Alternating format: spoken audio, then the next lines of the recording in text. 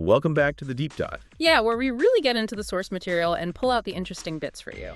And today we're tackling quite a character. Ancient, definitely terrifying. And with a very, very specific pet peeve, we're talking about Dai Gui. The Earth Demon from Jackie Chan Adventures. Yeah. Our mission today is basically to give you the essential Dai Gui knowledge. Exactly. We're pulling from the Dai Gui Jackie Chan Adventures wiki page, mostly excerpts from there, to really understand him. It's a great source for his whole deal, his personality, his history, his powers. So let's start simple.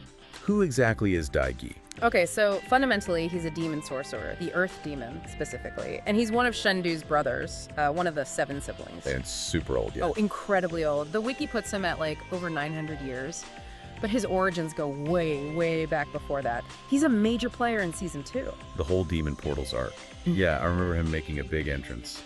And his look is pretty distinctive. Definitely. He's this mix between a minotaur and maybe like a stone lion. Very imposing, big, rocky, powerful looking. Yeah, you immediately get that he's strong and ancient, but the personality, that's maybe even more interesting than the look. Totally. He comes across as very single-minded, you know? Brute force is kind of his go-to, often called the least intelligent of the siblings. Okay, but wait. The sources also mention this sort of crude ingenuity. Like, he's not completely basic in a fight. That's a really good point. It's less about smarts and more about instinct. Like, he wouldn't plan an elaborate trap. Right. But he would hide and trip Toru even when Toru had the rabbit talisman speed.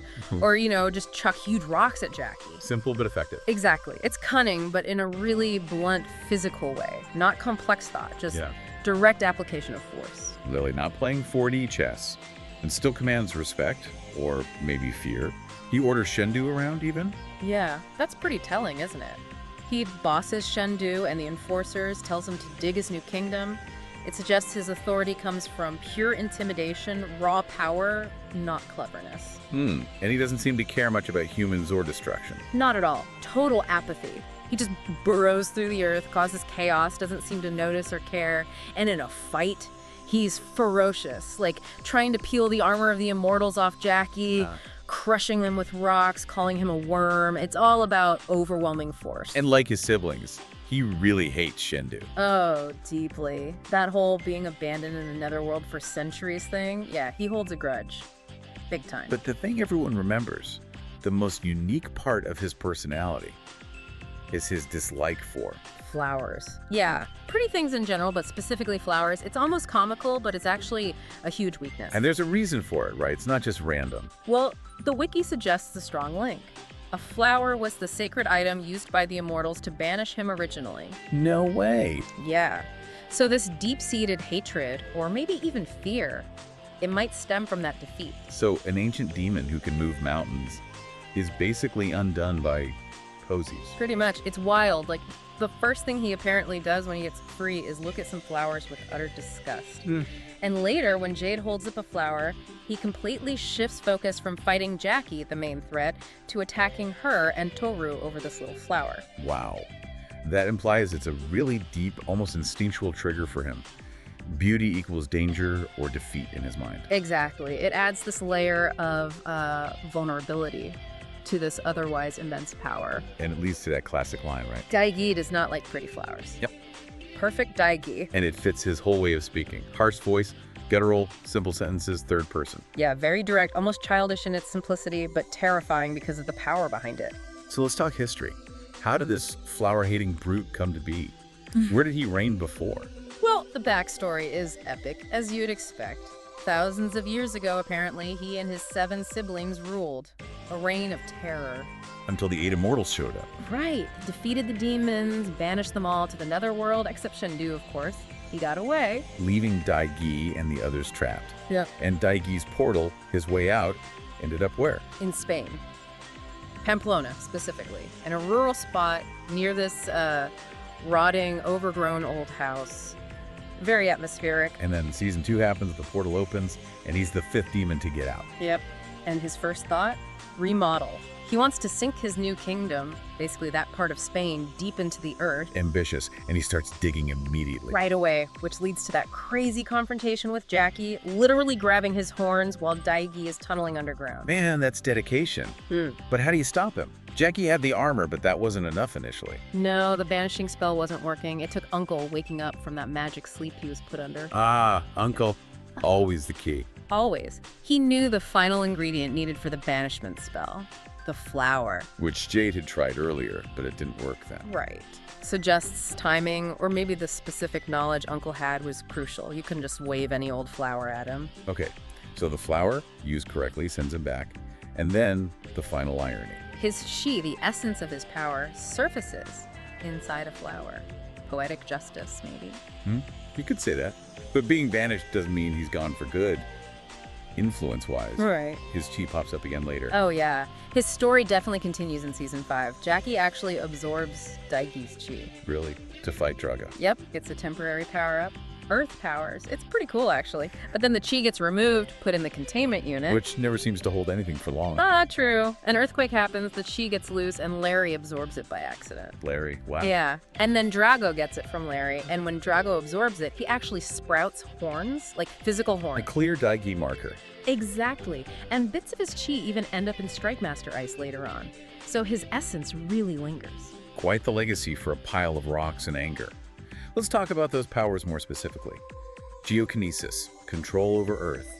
What could he actually do? Well, pretty much anything involving earth, rock, soil. He could lift huge boulders with a gesture, create earthquakes or fissures in the ground, make sharp spikes shoot up from the earth. Standard earthbender stuff, but on a massive scale. Right. Plus that burrowing ability, tunneling super fast, and just raw physical strength.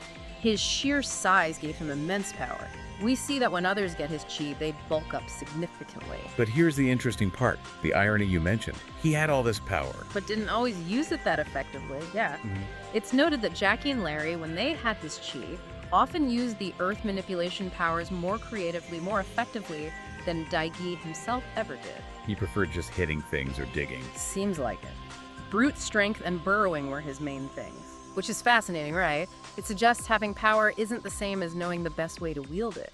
It speaks to that whole crude ingenuity thing again. Powerful, but maybe not imaginative with his own abilities. Exactly. It hints that maybe wisdom or strategy is just as important, maybe more so, than raw elemental force. Jackie and Larry, being, well, not Dai Gui, found more nuanced ways to use his gifts. It's a great character detail. And speaking of character, let's revisit some of those quotes. They really paint a picture. Oh, definitely. Like when he confronts Shendu, trapped, and just smashes a rock near him, yelling, "Silence, the only future you have is here, with us, brother." Just pure menace. Or meeting Jackie for the first time.